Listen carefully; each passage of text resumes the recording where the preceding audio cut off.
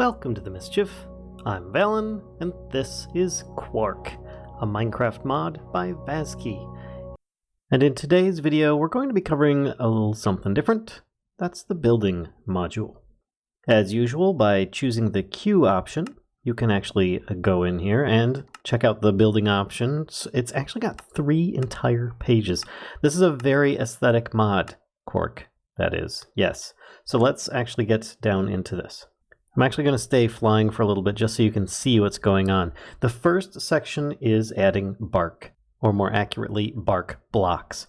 If you have your traditional wood logs, then you can actually craft these bark variants. The recipes for each is just simply taking a bunch of the regular wood logs, and you can then make those bark blocks, which can be used to make walls, stairs, slabs, and so on, as I have demonstrated here in each of the different variants. Now, they do not have an equivalent fence that has the bark on the outside, as that might be more aesthetic. It won't necessarily be very thematic, as you'd have to actually strip the bark off of those items. But anyway, moving on, the next section is carved wood, which is this stuff here.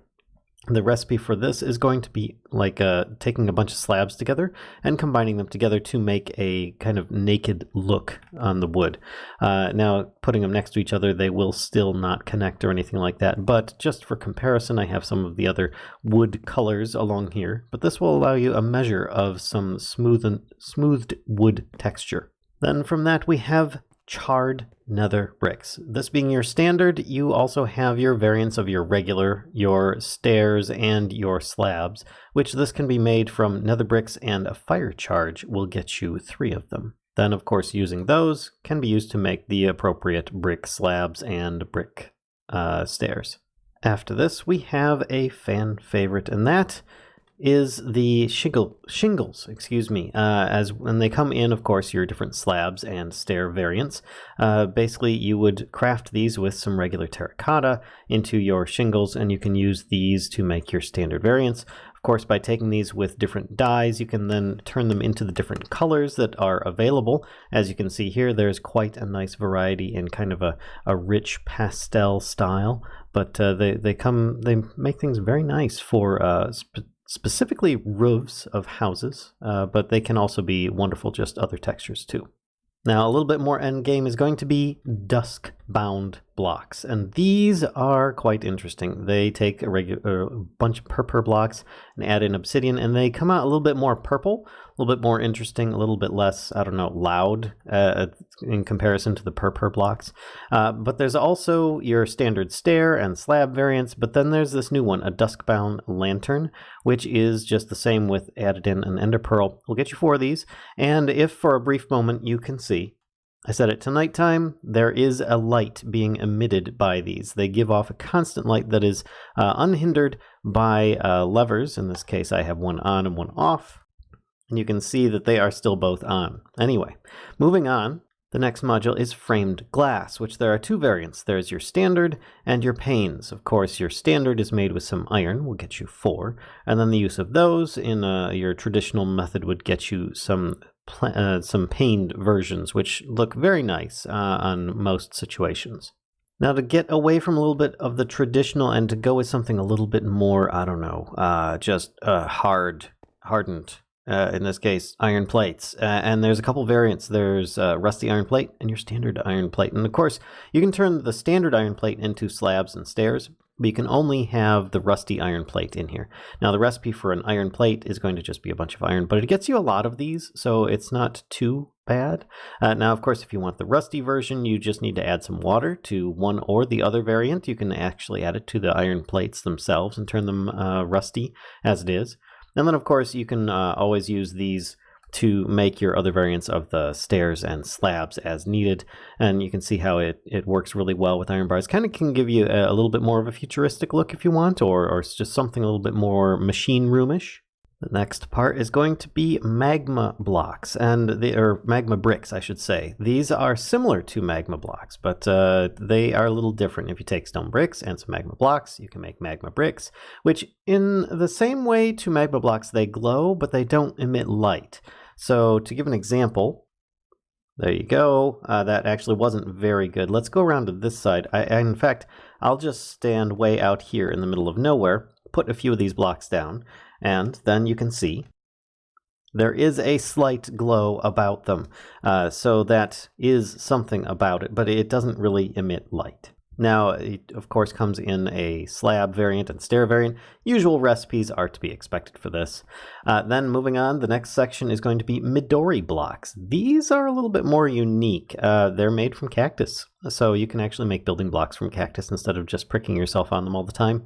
Now, you have a few different variants. There is a Midori Pillar. Of course, you've got your standard slabs and your stairs, as well as your wall, which of course would just be more of the similar recipes. But your Midori Pillar is just going to be a couple of slabs together will make you your pillar variant, which it does have a little bit of a different texture on top, good for making a nice centerpiece out of this greenish texture. And then adding on to the vanilla experience a bit more, we've got, of course, our traditional vanilla stuff here. You see you've got your red sandstone and your standard sandstone variants here. These are all just vanilla things here. Now, what this adds in is a polished version of each of these, as you can see, plus, of course, a wall variant and a brick variant, which they're all relatively easy recipes to make. Polished sandstone is basically going to be the ingredient for making any of these, or the red version as well. And then to add on further to your traditional vanilla textures of like granite or polished granite, if you use those, you can then make, of course, diorite or as you see here, diorite versions and granite versions of bricks in the usual standard recipes, as well as andesite can also be made. It's very similar to a stone look, but a little bit more muted, so it can be meshed in there with stone variants quite well. But then moving on, of course, we've got Nether Rot, which of course you will take netherrack and make this stuff. So let's take a look. Nether Rot bricks and Nether Rot stone. In order to make these, you just need to take a little bit of netherrack. Then you can use that to make Nether Rot bricks, which have a little bit of a randomized pattern. It's not your standard like square brick pattern. There is a pattern to it though. And as expected, you can make, of course, your brick walls and your standard stuff, your polished, your stairs and your slabs. Now here's a little something people have been asking for some time, and that is when you take stone slabs from vanilla and you stack them together, they make a different block basically, and it's made from regular stone. Well, this has changed now with Quark. You can actually have this so that it will make a polished stone, which of course the recipe is just 4 stone slabs. Will give you 2 of these, and you can therefore do this. Now, of course, stacking these will still create the same effect. But if you wanted to, you can now create a solid block out of a similar texture to that, therefore allowing you a little bit more consistent of a build. Now to move on, we next have Quilted Wool, which is the regular wool with a quilted texture. So the use for this, or rather the recipe, I should say, is going to be a bit of wool plus some string in order to make some of the different variants. Let's grab this one here. You, of course, need to have a different color wool in order to do so, but you can take a standard one and add in a different color on there and just switch it over very easy, allowing you kind of a bit of a texture on here. So if you wanted it to look more, I don't know, soft-ish instead of just this regular standard flat display, then it would work. But of course, the textures do not connect as in their standard style, but it does give a nice patchwork quilted effect. Now, as per usual, adding on to your standard vanilla brick experience is sandy bricks, which these are made with just adding some sand to some bricks will give you a sandy brick look, which when you mix it together in the wall can make it for quite interesting builds, as well as just giving you at least one other brick color variant to work with. And speaking of bricks, we're of course going to have more of that. With snow, we can make snow bricks, which is just 4 snow together makes you 4 snow bricks. It's very simple, very basic, gives you some of the slabs, stairs, walls variants, kind of gives you like that frosty feel that you really wanted to work with. It's pretty nice. And moving further still, we have Seoul Sandstone, which does have a couple different variants. We, of course, have our polished Seoul Sandstone, which is made from regular Seoul Sandstone, which is just soul sand together. It's very similar to your standard Seoul or your standard sand recipes, just adding in soul sand instead. And of course, you've got your smooth, you've got your chiseled, you've got your slab bricks, you've got your brick stairs, you've got your bricks themselves, the walls, and so on. It's really, really nice options to get you like some really rich, dark brown colors in there. But speaking of some colors that are rich, these ones here, well, maybe not rich. I will say these ones here are more pastel, but they're not going to be so bright as to, as I believe on the page, make your eyes bleed is what is listed. But anyway, we have stained planks, which they come in the different colors. Of course, white, orange, magenta, light blue, yellow, etc. And it goes all the way down.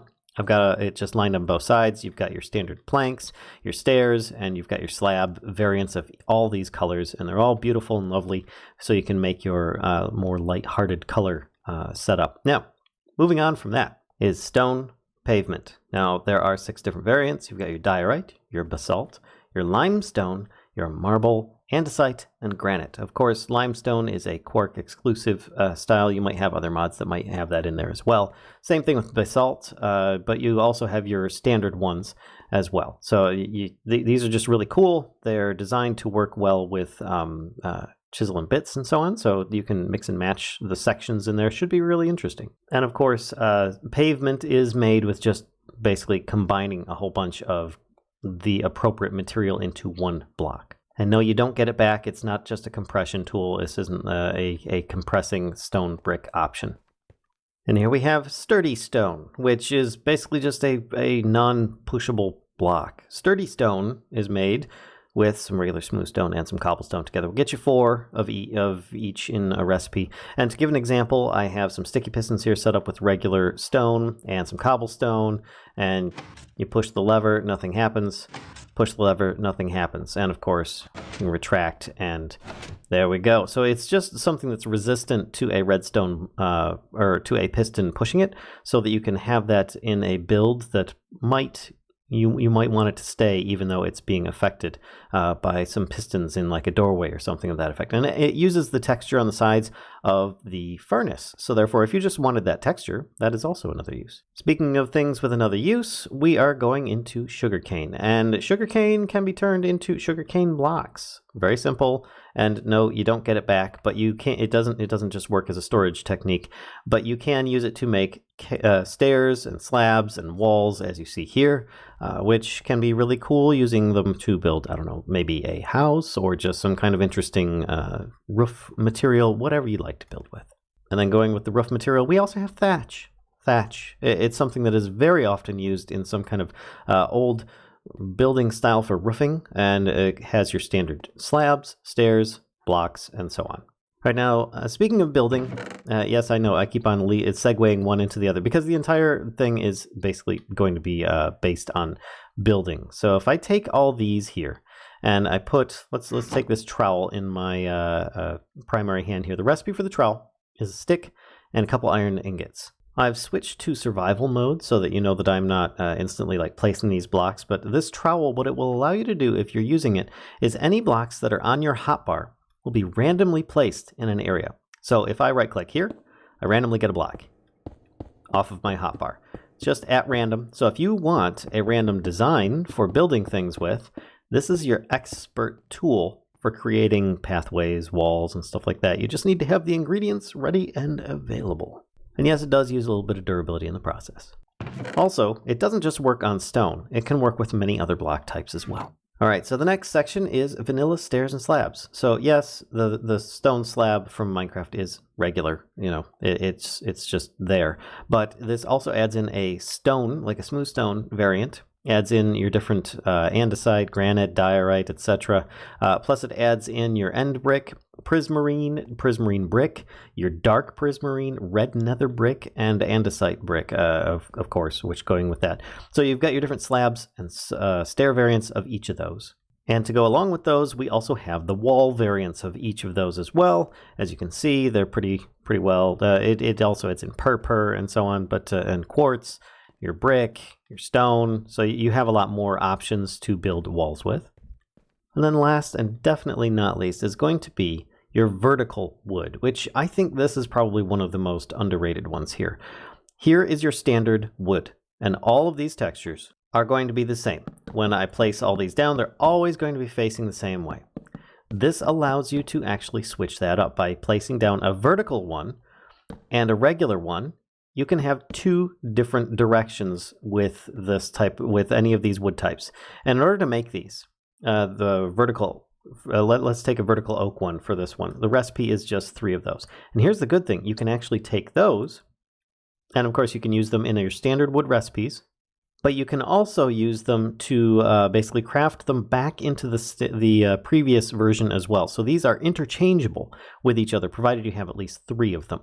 And you can stack them up so you have some vertical walls now, or textures which look really nice. Therefore, you can have 2 different textures of the same color wood in the same build, allowing you a bit more variety and building selection. And of course, it works with all the different, like the stained planks and your standard colors as well.